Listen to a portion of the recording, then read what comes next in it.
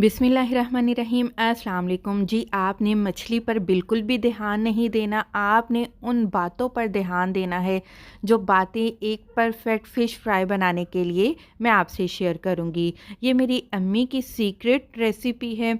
मुझसे मछली तो बिल्कुल परफेक्ट बनती थी, लेकिन उसमें जायका बिल्कुल भी नहीं था होता। मैंने अम्मी से बात की, उन्होंने जो मुझे बात बताई मैं उसी तरीके से अब मछली बनाती हूँ, तो वो ही सीक्रेट बात आज आपके साथ मैं शेयर करूँगी।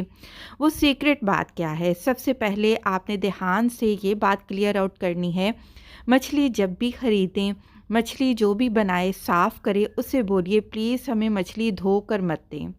आपने सिर्फ़ मछली साफ़ करवानी है, आपने धोना नहीं है उसको। फिर आपने क्या करना है, इस मछली के ऊपर आपने नमक लगाना है। आधा किलो मछली है, 1 छोटा चम्मच नमक लगाएँ। ज़्यादा मछली है तो 1 खाने का चम्मच नमक लगाएँ। 1 छोटा चम्मच भरकर आपने इसके ऊपर अजवाइन लगाकर अच्छे से मिक्स कर देना है।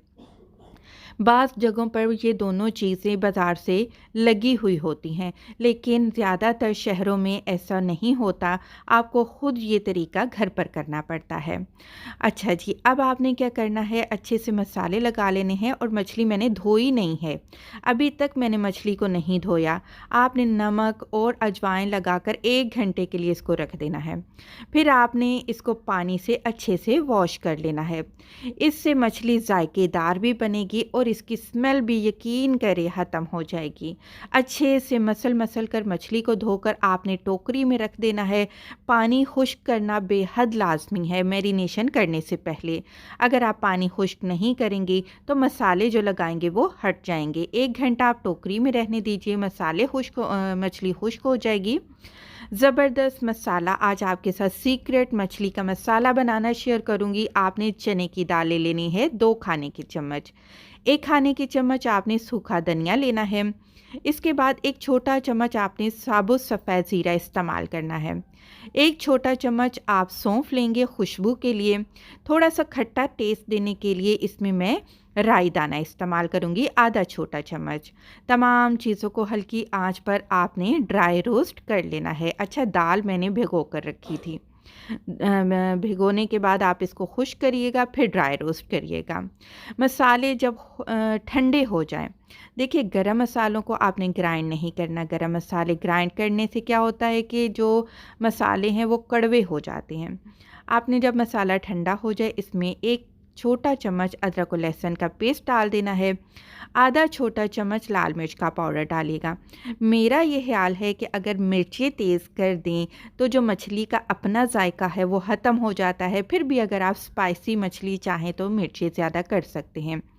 थोड़ी सी हल्दी, थोड़ा सा पानी डालकर आपने इसका पेस्ट तैयार कर लेना है।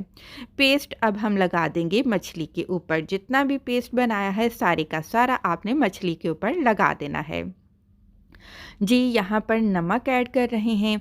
1 छोटा चम्मच आपने नमक ऐड कर देना है और आधा छोटा चम्मच आपने यहाँ पर चाट मसाला पाउडर ऐड करना है। 1 बड़े साइज़ का लीमू लेकर आपने आधा लीमू इसके ऊपर निचोड़ देना है।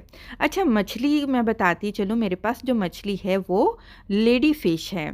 आप कोई भी मछली ले लें, लेकिन तरीका आप यही इस्तेमाल करें। इंशाल्लाह मज़ेदार मछली फ्राई होकर इंशाल्लाह घर पर तैयार होगी। अब आपने मैरिनेशन के लिए इसको कम से कम 1 घंटे के लिए लाज़मी छोड़ देना है। आप चाहें तो इसको फ्रीज़ भी करके रख सकते हैं।